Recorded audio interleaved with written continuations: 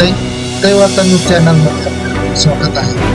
Road तालुक्यातील जामठी, येवती, लोणवाडी, धोनखेडा, रामडो, पनोर, शेवगा या गावांमध्ये वादळी व ढगफुटी सदृश्य पावसामुळे शेती पिकांचे तसेच घरांचे मोठ्या प्रमाणावर नुकसान झाले आहे। आमदार चंद्रकांत पाटील यांनी अधिकाऱ्यांसह या भागाची पाहणी केली। पाहुयात आमदार चंद्रकांत पाटील काय म्हणाले।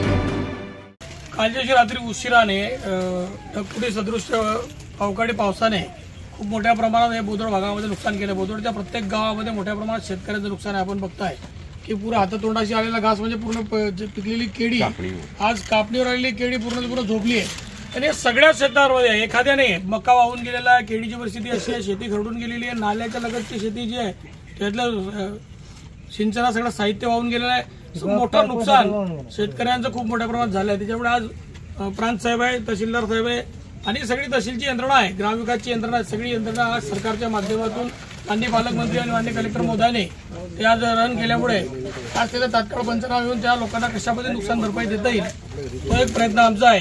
आणि प्रत्येक बांधावर जाऊन तिथल्या नुकसानाचा एक अंदाज घेऊन खऱ्या अर्थाने सरसकट करावा अशी विनंती आम्ही माननीय मुख्यमंत्री महोदयांना केलेली आहे।